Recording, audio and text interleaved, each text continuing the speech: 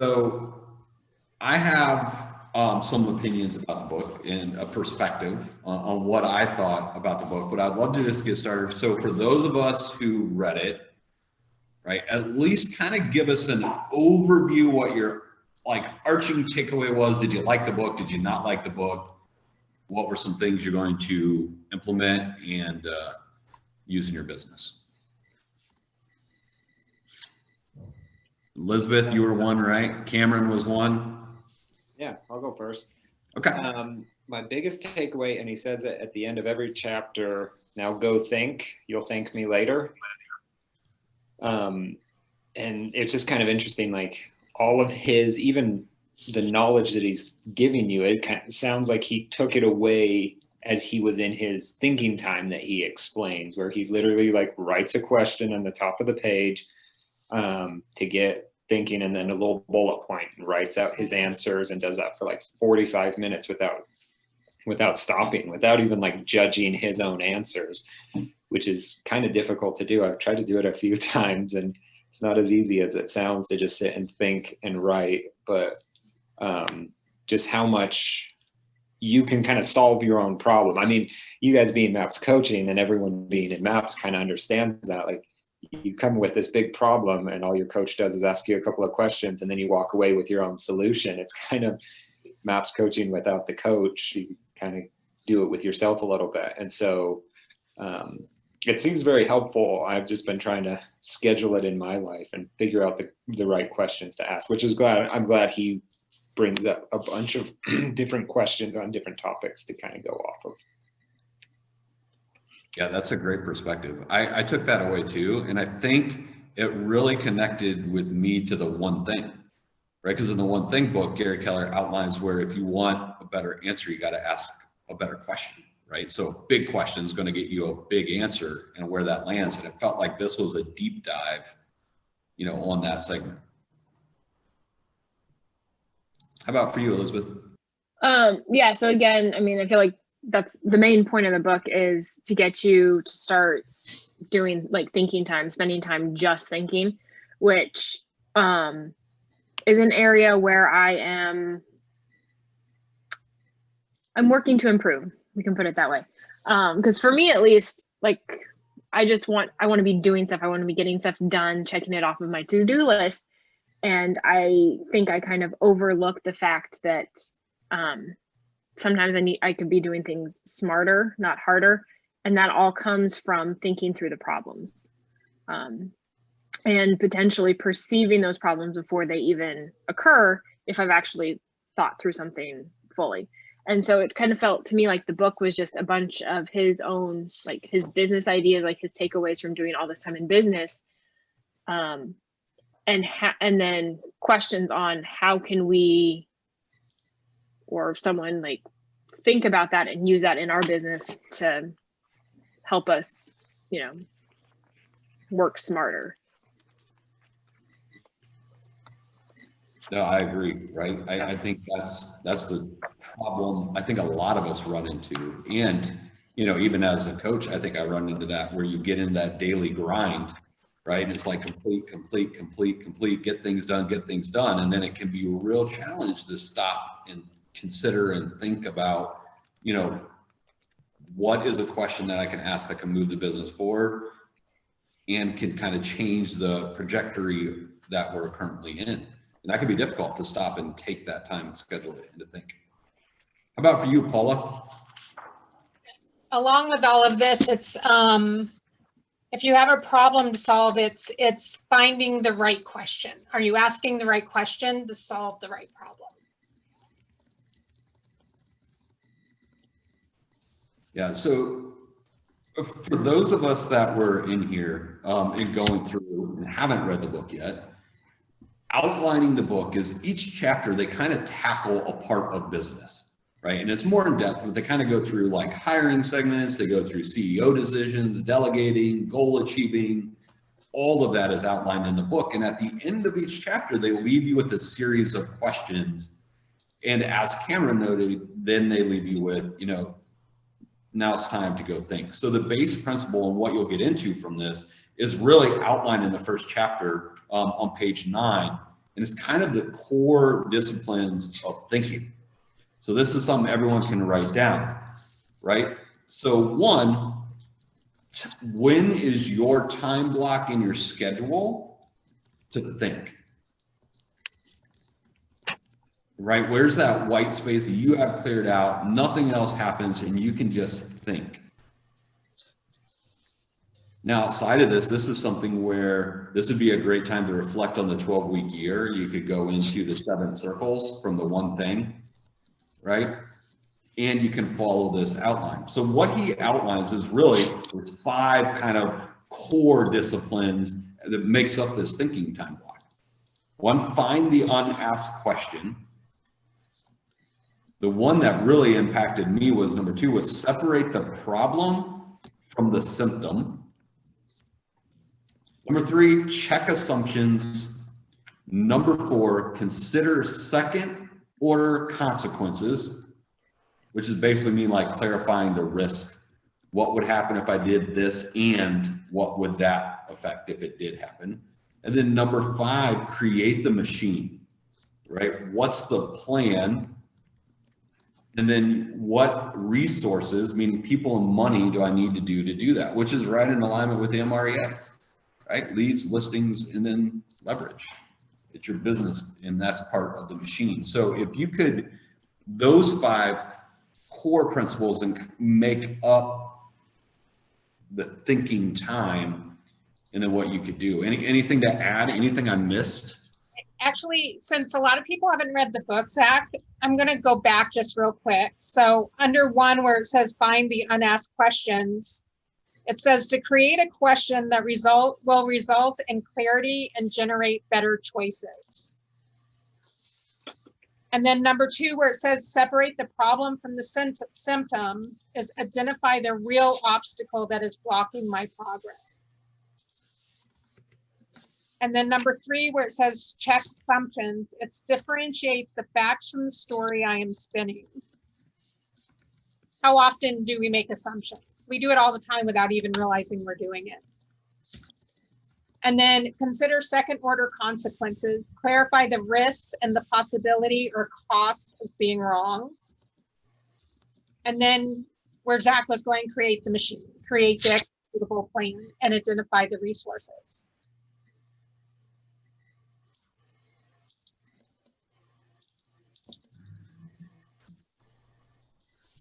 So what do you guys think about that?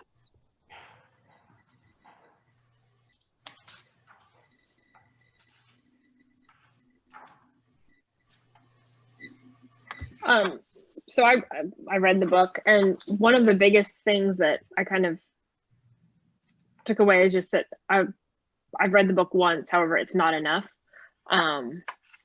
Like whenever I have a particular problem I'm trying to solve, I'm going to have to go back to it, figure out which chapter applies to it, and then pick the questions for that. And it doesn't have to be read in order. So if anyone's like looking at and thinks like, oh, that's a thick book, it's, you know, it's too daunting, just read the first, I don't know if it was 3 or 4 chapters. That's kind of the intro. And then all of the rest can be kind of, you know, pick and choose. And then he actually, I like what he calls them, bumper stickers, which are kind of like his takeaways from various points in the book. And he actually summarizes them towards the back. So if you don't have a lot of time or you don't want to read the whole book, you could actually just go through and read a bunch of his bumper stickers. And then if something strikes out to you, go find where it is in the book and read more about it there. Which I think is also something that I would need to go back through is all of these takeaways. This is truly set up like a reference manual. Like if you were running into a problem, you'd go to that chapter, you'd look through the questions, and it would give you the thinking time you needed. Yeah.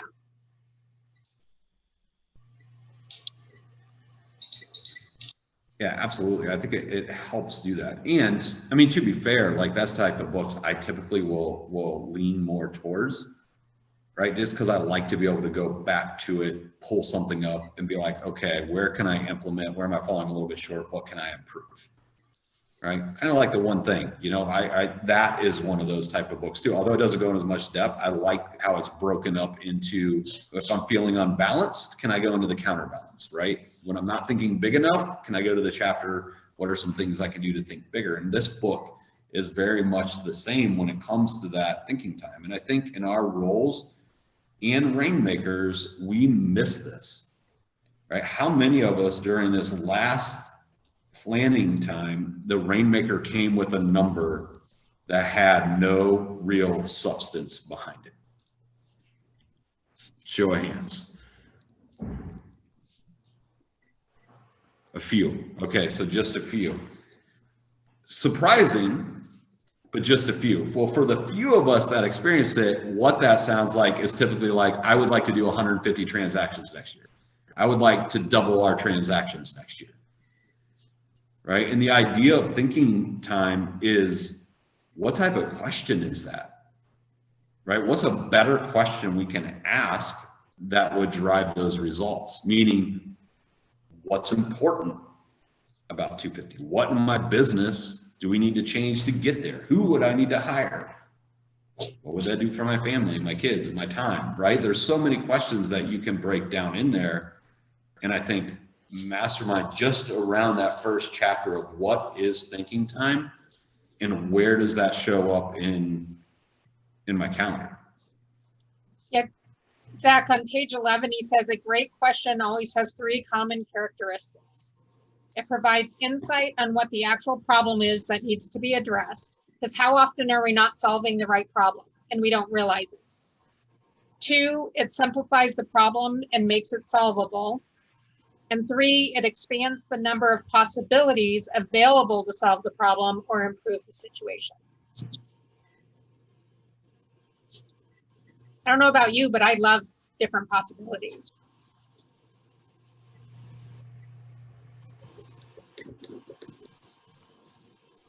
Absolutely. And, you know, I took it away a little bit different from there. I am a big journal writer and reflecting on it.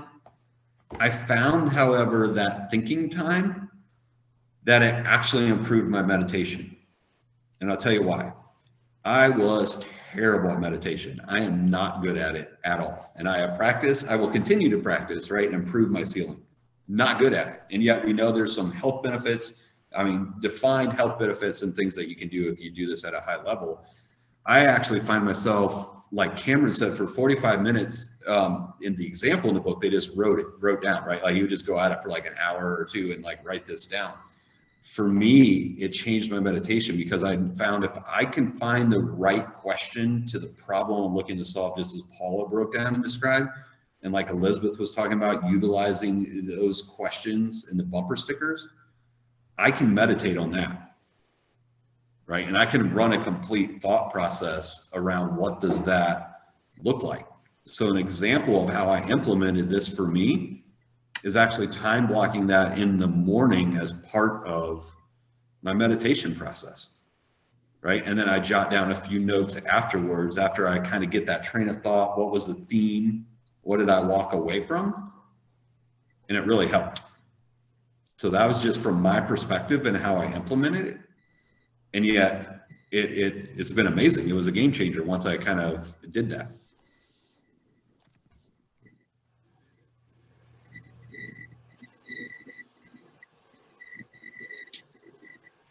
So of those, that's kind of, and maybe you haven't read the book, does anyone have thinking time in their schedule or attempted it? So Elizabeth, Cameron, have you guys attempted it since you've read the book?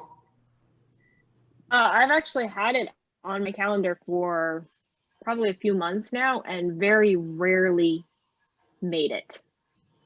One of those time blocks that just kind of always got pushed to the side. And I've done it a couple times now, and it really is helpful.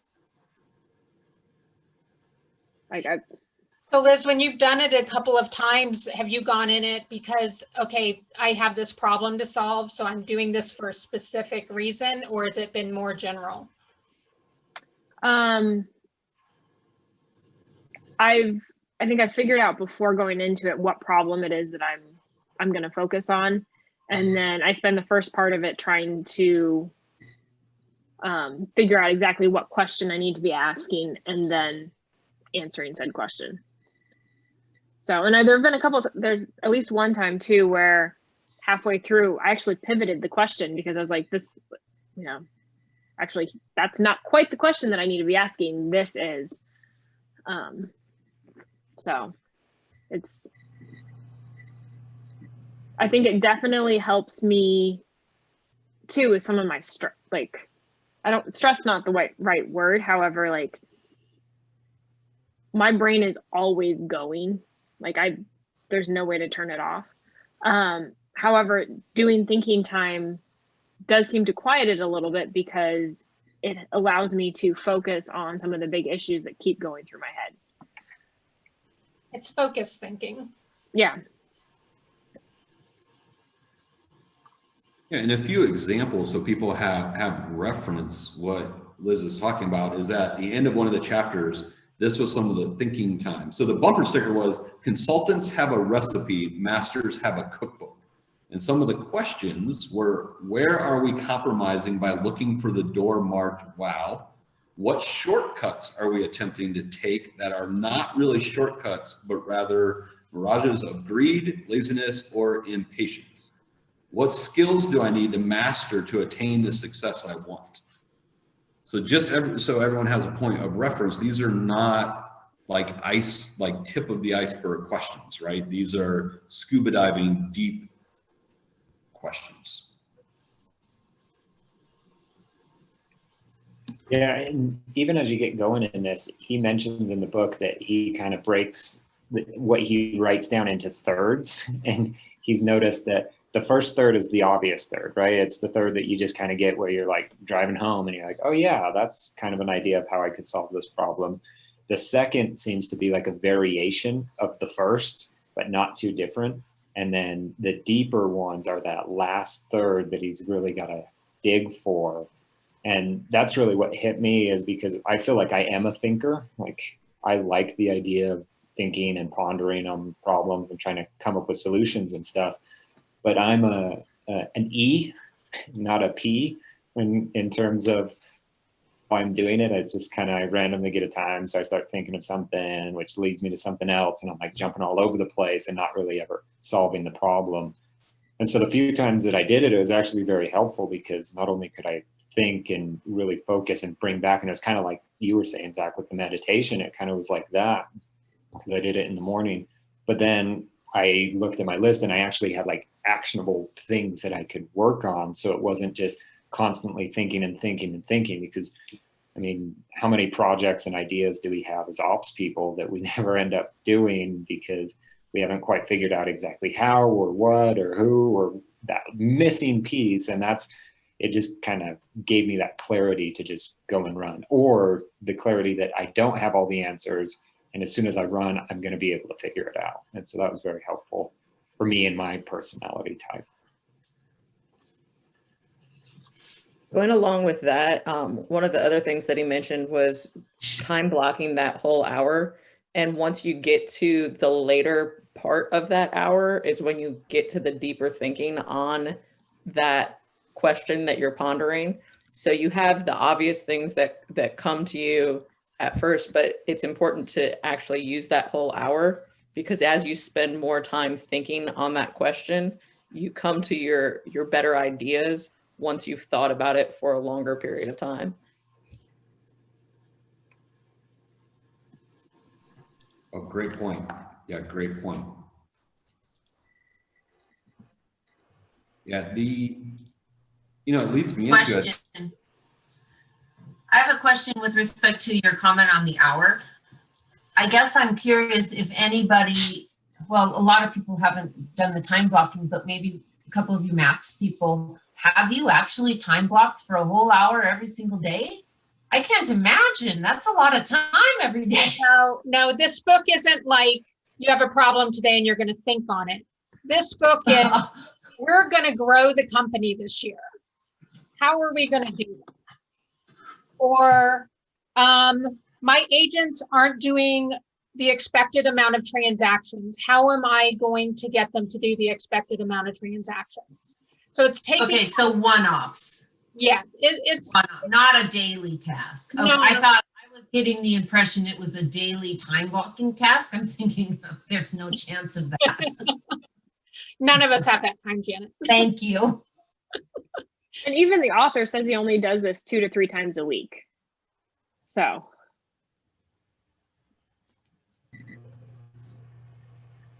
Yeah, and I can see where the author is in his life. 2 to 3 times a week is doable. I would say even in my life, I don't know that 2 or 3 times a week would be doable. I would say maybe twice a month I would do this. And it would be something big, something that was really impactful. Yeah, I viewed it around like the 7 circles, just so we're all using like a common definition. I viewed it around as at the beginning of the month almost, what would it look like? Like, what's my number one priority on the 7 circles, right? Is it like spiritual, key relationships, business? Like, what's the fire I need to put out that I need to have the most focus around? And as I build out my 12-week year or year 411, having that hour thinking time of just really drilling down to what is it that I need to get accomplished, or what is it that we need to do in the business. One of the other things that he says, talking about a recipe, is in your business, you have a recipe for how you do things, and thinking about and demonstrating, you get a little bit of paprika in your cookie recipe, and trying to figure out what that small thing is in your business that is just throwing things partially off, and taking the time to think through what is that small thing that's just throwing your recipe off. And it takes some time to figure out exactly what that little hint is that isn't quite right. And yet you can feel it, or in the case of cooking, you can taste it. You can taste that it's off. You can feel that it's off, but you can't figure out why it's off. So it's not like everything feels fine and I'm going to go think and figure out what's off.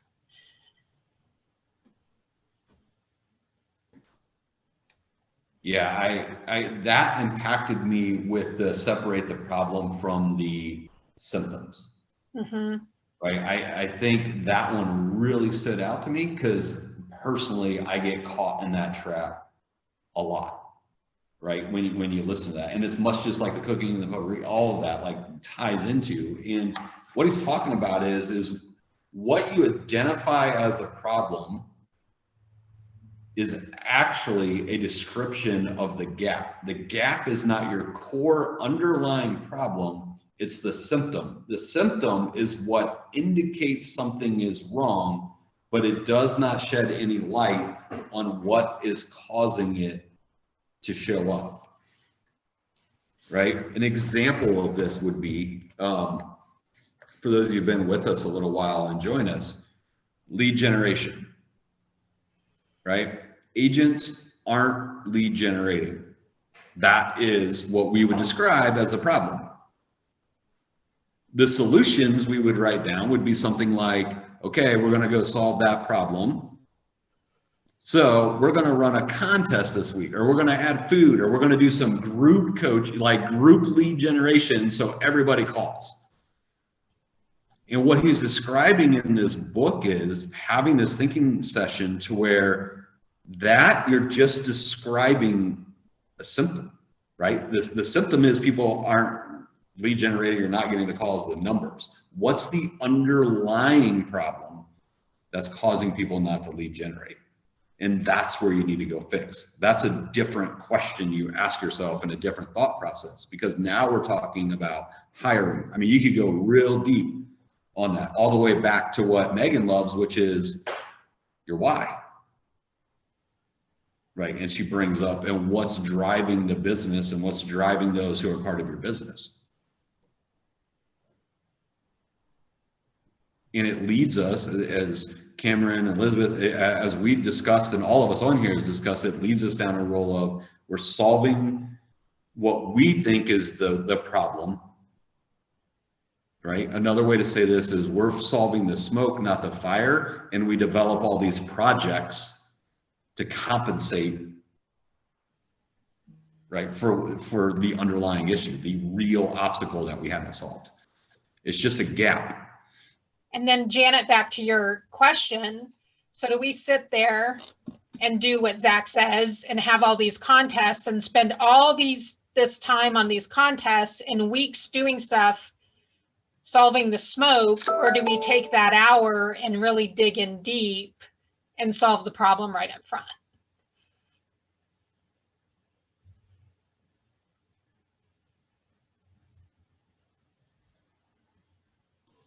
Well, so who has the answer to that problem?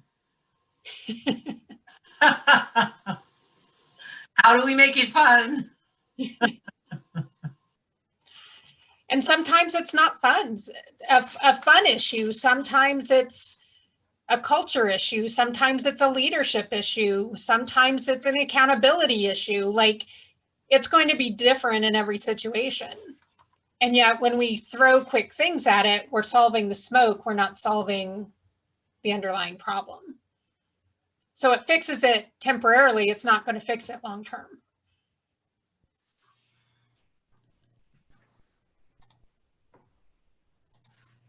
So what are you guys hearing us say so far and about this topic? For those of us who have not spoke yet, what are you hearing us say? What are you taking away so far?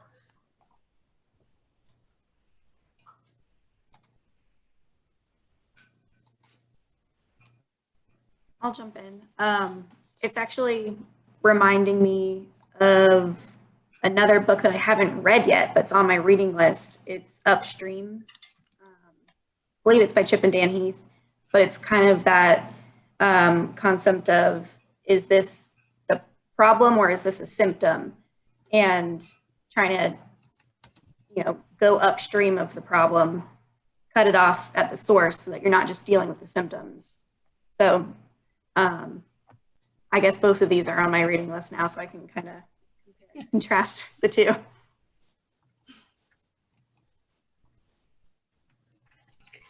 I can jump in. I like the concept of some of the things that you said about, just not only taking the time to kind of have focused thinking, but really, you said in coaching, coaches kind of guide us towards the answer, but really if we took the time to dig deep into what the true problems are, we can kind of solve our own problems. And I've done that plenty of times where I'm sitting at my desk and I have this issue and I ask my boss or whoever, and I'm like, maybe 10, 15, 20 minutes later, I'm like, I could have figured that out. Like, I didn't really need to ask them, if I just dug a little deeper on it. But we're so ingrained in like multitasking because our jobs keep us so busy doing so many different things that if we take that time to really kind of ponder those particular issues, I think, it can be very powerful. So I can't wait to read the book, and I'm sorry I haven't, because based on the folks who have, it sounds really empowering. Now, if you have a problem with analysis paralysis, this book may not be the book for you. It may keep you stuck there. What are these 4 or 5 chapters at the end? What are those about that you're referring to? Finding an answer or finding a question, or what are those end chapters about? Well, each chapter has kind of a topic. So for instance, one is prioritizing growth strategies. So it's about growth strategies. So all the questions have to do with that.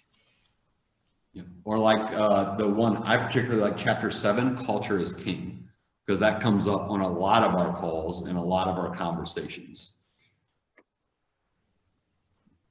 And we should say, other than a list of questions and things too, there is just some good takeaways, right? Like one, they give you a list of, towards the back of the book, talking about rules of hiring and retaining A players. Interview rigorously. Sounds an awful lot like career visioning that some of us skip, right? Or don't do it at a high level. It says second, compensate generously. Next, onboard effectively. For some of us, we have opportunities to improve our onboarding process. Then it says measure consistently. And then the last part of that, coach consistently, right? Which is the leadership and the coaching and the way that we're supporting those that jumped on the team and helping them reach their goals. So there's a lot to the book other than just the questions and topics. There's some other takeaways. I actually, as I was reading through it, there was so much stuff that relates back to KW that I just wrote little things along the way. Like one was, it does no good to practice the wrong thing. Practice does not make perfect. Practice makes permanent. You cannot achieve a new outcome without learning something new and practicing what you learned. A commitment to mastery is essential for excellence. Well, that ties right into our 6 personal perspectives. And our first personal perspective is self-mastery. And as I went through this book, there's all sorts of things that tie back to all of this KW stuff that we hear all the time.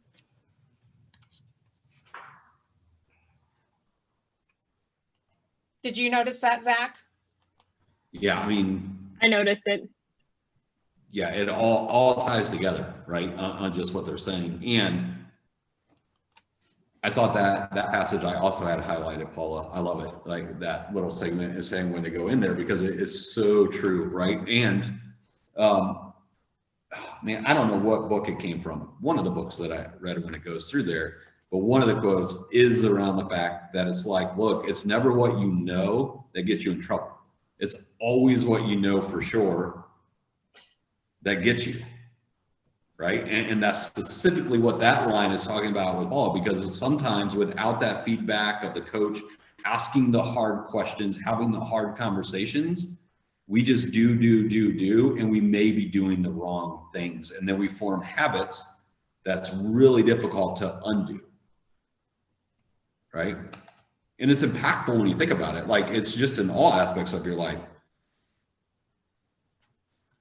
Right? We want to practice being more present. But then how many of us have dings, notifications, Facebook, like all types of things going off, right? And that is what we're actually practicing, is response time to those as opposed to being present. I mean, it hits in a lot of different areas.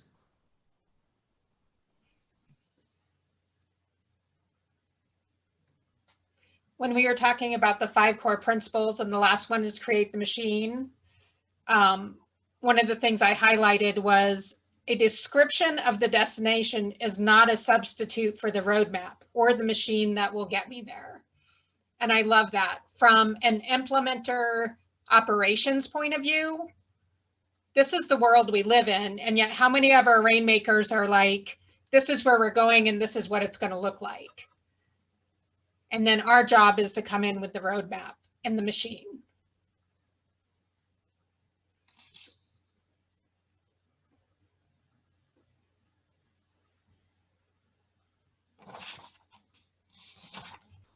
So the chapter 7 is called Culture is King. You get what you tolerate.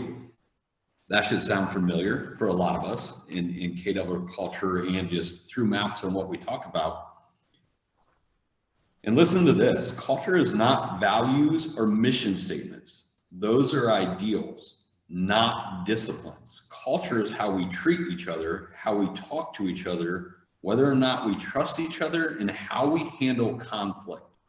Culture is about accountability, measuring, a bias for urgency, a focus on solutions, calling it tight, saying what needs to be said, being kind and generous, acknowledging one another, and expressing appreciation. Right? Here it is on a bumper sticker. The key to a great culture is fostering a never-ending conversation about the rules of the game. The rules define the boundaries or guardrails so that everyone knows exactly how to act, how to communicate, and how to treat each other. Culture, not a value statement, is the key to high performance and becoming the employer of choice. Yeah, it goes back to what Diana Kokoska says, used to say consistently, right? Does the video match the audio? Or it might have been reverse, audio matches the video. Either way, the thing about that is a lot of us do have great mission, vision, values, beliefs, perspectives wrote out. And the question is, do our behaviors match what those are? Because what's described in the book is a behavior and actions and conversations, not a theory or an idea, right? So what I hope you heard in that, and as Paul was reading, is not that mission and visions and values are not important, because they are, and you should have those. It's taking it further and going, is our team acting in accordance to what those are? Or are they just ideas? And then if they are, as you're bringing new people into the team, are you hiring to that? Is your expectation around that? Are they in alignment with that?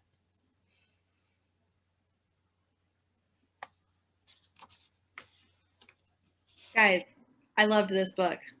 This book was awesome. I'm so heartbroken that I came in late today to tell you how much I love this book, but I am hoping you will still let me tell you one of my favorite things about it. Go for it, Megan. I knew I was in trouble on page 2, like y'all, not even halfway down page 2, and page 1's only half a page. So I was like, I am in trouble with this book. This book is like nailing me. So here it was. Here it is on a bumper sticker on page 2. All my problems started out as a good idea, and all those good ideas were emotionally justifiable at the time. I don't know if y'all talked about this already, but I'm pumped. Not only that, my current financial condition, and you could substitute in business condition, represents my very best thinking. Yours does too. I was like, oh man, that is painful. That is painful. I am a mom of 2 tiny kids, like little bitty kids, y'all. I like leave here, I go straight to taking care of my kids. I leave my kids, I come straight here. So there's no thinking time. Like that nailed me. I was like, man, I am making the best decisions, which are probably not super good because they're the result of my best thinking, which is probably not super good. Like that's just what it is. There's no thinking time. So boy, that nailed me. I was like, oh, he's gonna just swipe the floor with me the whole rest of the book. And he did a little bit, but so good. Page 2, right off the bat. I needed it. Yeah, I did like that. A little further down, Megan, it hit me when he quotes John Maynard, and he says, most people, when confronted with the choice of changing their thoughts or proving there is no need to change, get busy on the proof. Been there multiple times. So good. Multiple. And we as humans, that's naturally what we do. We have a belief and we go out and find proof to support our belief instead of testing our belief. We want to prove that what we already think is correct. It's like that golf analogy. He used so many golf analogies. I'm not a golfer, so I'll probably get it wrong. But basically, he's like, what's a double bad thing? I forget the term. And he's like, it's a bad shot followed by a stupid one. Like that's how you score that horrible score they're discussing. And man, that also hit. It's like, yeah, how many times have we been like, well, we got here, like, what if we could double backflip, recruit, spin, like talent, find our way out of this bad place, right? And then we're like triple flipping off the high dive, which is like a crazy, like we should just do the thing that makes sense and like pet our way out or whatever the analogy is. But yeah, that one too, that nailed me. I was like guilty, so guilty of being like, well, I can flash dance my way out of this. Terrible idea. That actually reminds me of some advice my husband gave me several years ago when he was trying to teach me how to play poker. Don't follow bad money with good. Once your money's in the pot, don't think of it as your money anymore, because then you're going to make stupid decisions to try and get it back. Great. That's great. That goes, I know we're not discussing this book right now, but if you've read The Psychology of Money, they talk about that. Like I have no sunk costs, like, right. I have no sunk costs. Like I'm not going to make a stupid decision because I already made a stupid decision and I have no sunk costs. Like so good. Did you guys love this book? I loved this book. This was a phenomenal read. Thank you, Zach, for suggesting this. My pleasure. It was one of my it was one of my favorites. I really wish I would have read it much sooner. I'm going to read it again. Like I'll have to read it again. Some of the stuff he said, I was like, I had to reread How to Have Thinking Time like 3 times. I was like, and then you do what?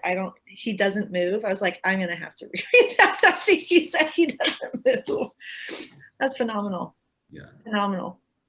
Well, and just for a quick example to kind of clarify too, when it goes back to saying about how we get busy on just the reasons why we can't change our thinking, right? This is the way it shows up for us. So as much as even during this call, right, we'll talk about the Rainmaker and how, oh, they bring these new projects and stuff. Let's not forget the dark side of this is that we fall into that same trap I was talking about that I fall into. Right? As soon as they bring something to the table and they're like, hey, we're going to farm this new market and area. It's going to be great. We're going to do double the business. I mean, I can see everyone's facial expressions now. The very first thing we want to come out with is, no, we're not. And here's all the reasons why. Like, I can't do this. I don't have any time. I'm already overwhelmed. We don't have this. Like, we do it, right? Like, we go there instantly. And that's specifically what it's talking about, just in that example. Did we talk about chapter 6 yet, y'all? We still have some time. Did we talk about chapter 6, the 4 hats of business? Actually, No, that's where I was going to next. So take it away, Megan. I was gonna say, take it away, Paula, because like that's us, right? We're most of the people in that, except for maybe the artist, which is typically the agent. And boy, on page 34, I was like, this is, as a coach, like with teams, I feel like we see this all the time. So maybe you can relate. And there's a big difference between winning the gold medal as the best plumber in the world, fill-in agent, and winning the gold medal of making $1 million a year of bottom line profit as the owner of a plumbing business, fill-in real estate company. Wow, like that's phenomenal, right? Because how many times do we get stuck with the marketing just isn't me, or it doesn't reflect, like, I feel like if it was just like slightly, we want to make it about what a phenomenal real estate company we are. And sometimes that's at the detriment of actually making a valuable business decision. And so, wow, that was a great, he's so magical with words, like says it so much better than I could, but that was just a great way to phrase that. Like, you don't want to be on your tombstone, like the best real estate agent. Probably what you want on your tombstone is, financially secure, made great financial decisions, earned a lot of money and invested it, like whatever. But you don't need it to be that you were the most polished in a listing appointment, or you had the best social media campaign. That's just not what's actually important. But the artist hat wants to make it important. So you have to be empathetic. A lot of people, Megan, haven't read the book. So to clarify, my apologies. The 4 hats are artist or creator, operator/technician, owner/business, and board/investor. And it's saying when you're a business owner, you have to wear all these 4 hats, and yet you can't do it all at the same time. You have to take one hat off, put another hat on.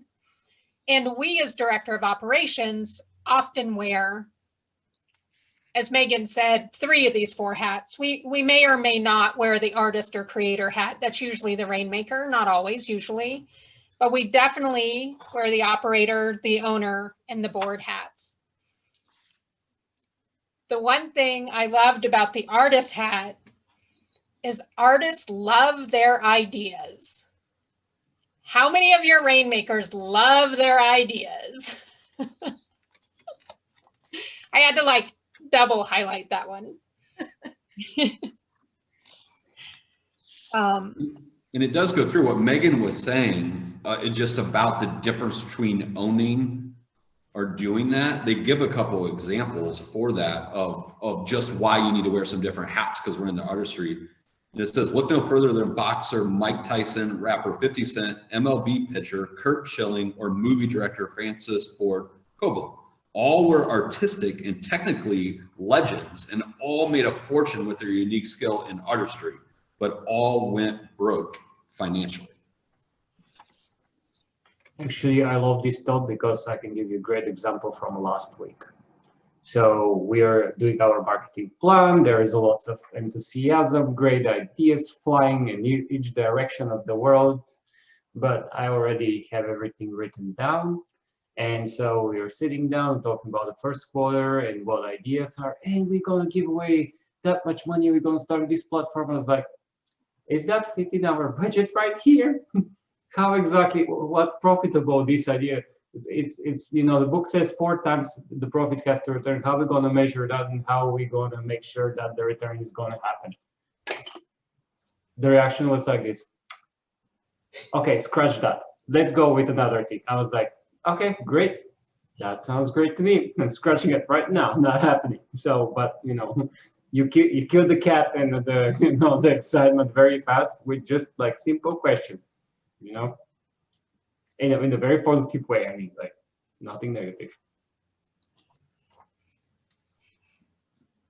Well, you know, I think that, Julian, that is so great because you were able to do that as an individual. So that was you wearing like your board hat, the investor hat.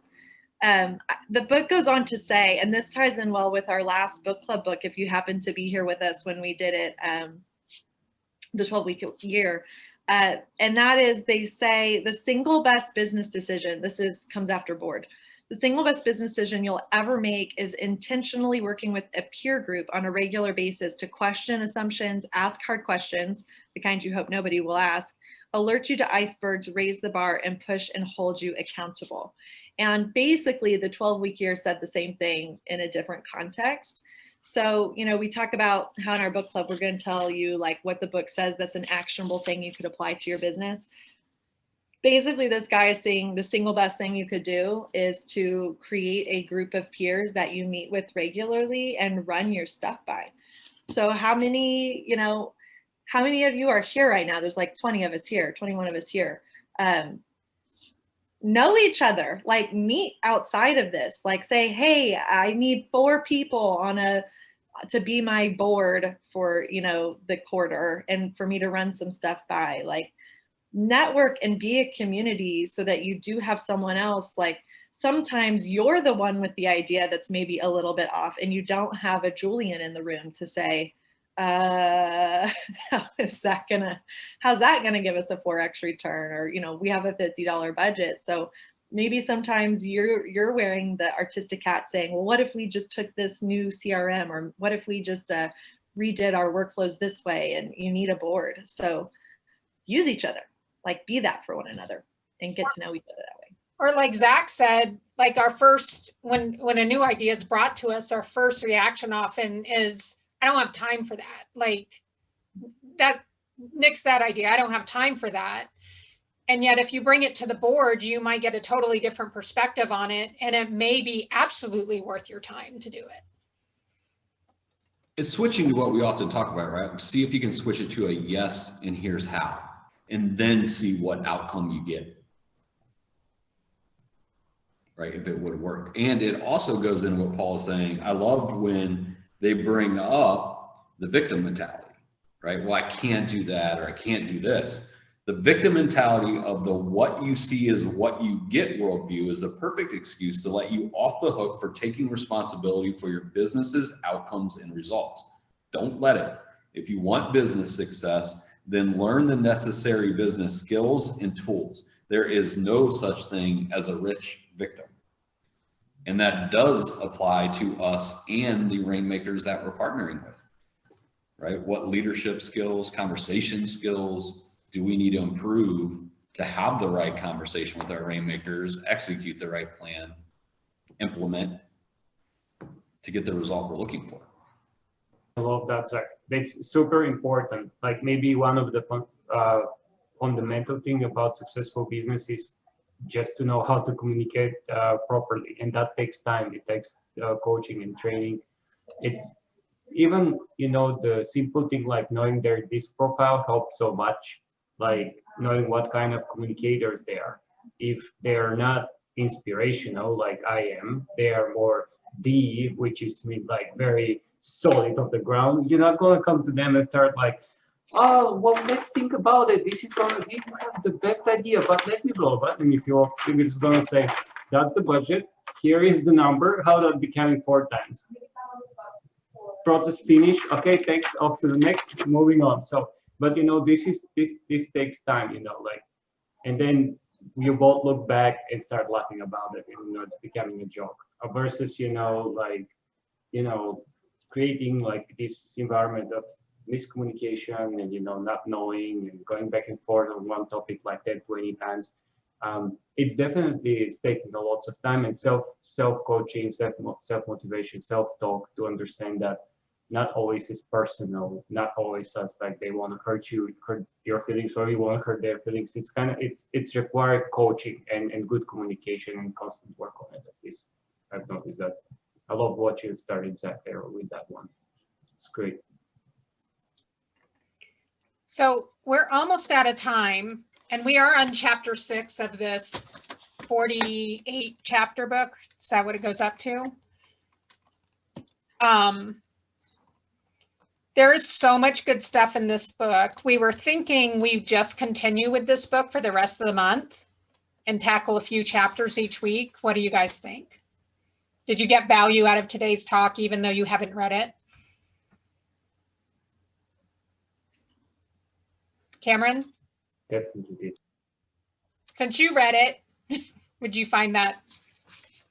Well, I'm rereading it. Well, I do Audible, so I don't know if I can count it as reading, but I was like, oh, I read this like 4 months ago. I forgot everything already. So I just switched it back on in the car.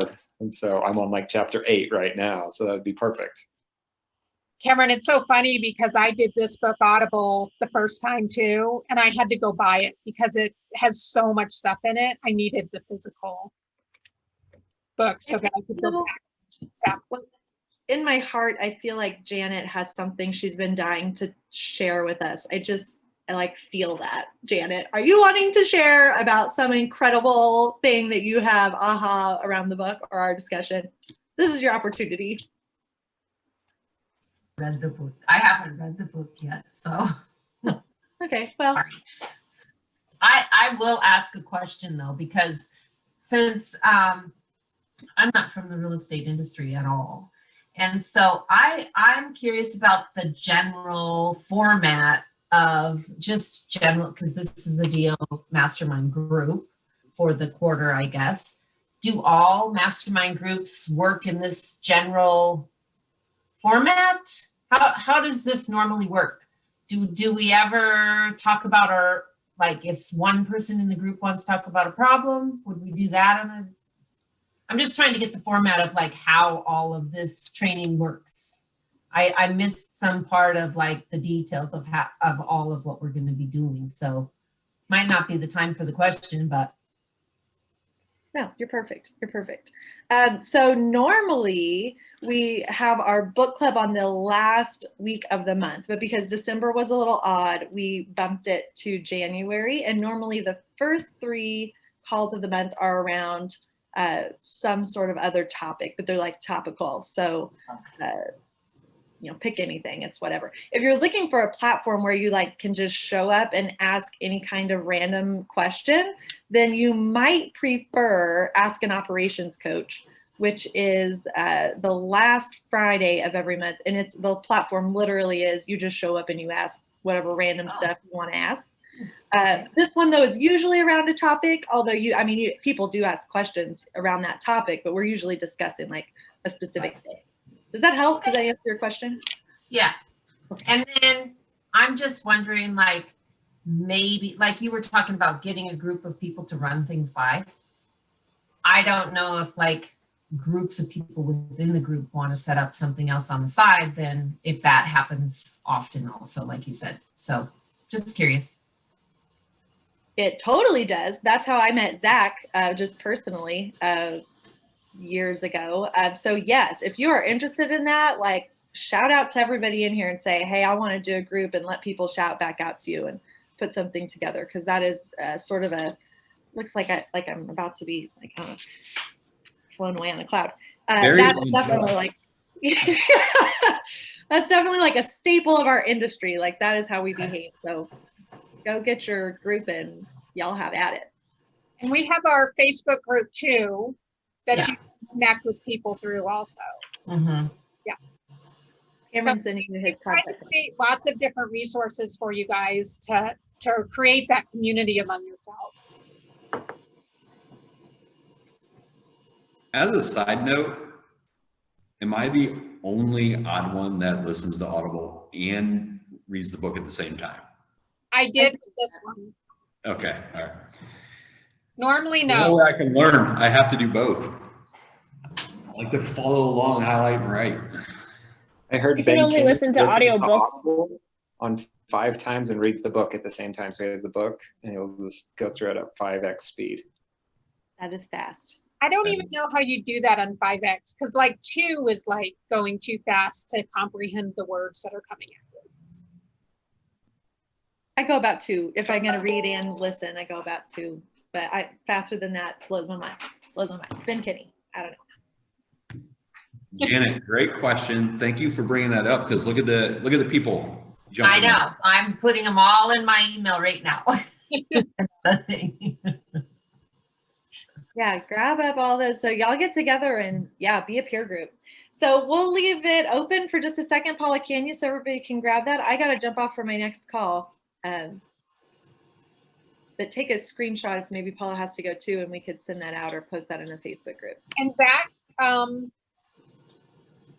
actually, we'll give them a minute. I got to jump on another call, but we can wait a couple minutes.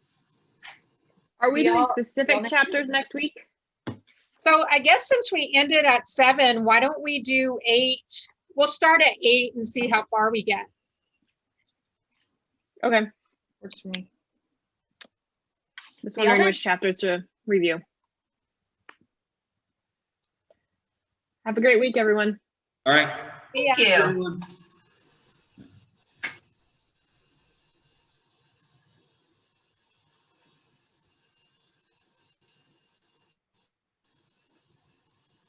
Okay, I think I have everybody. Let's see how many. 1, 2, 3, 4, 5. Okay. Okay. All right. Guys, Thank you. all right. Bye. Bye.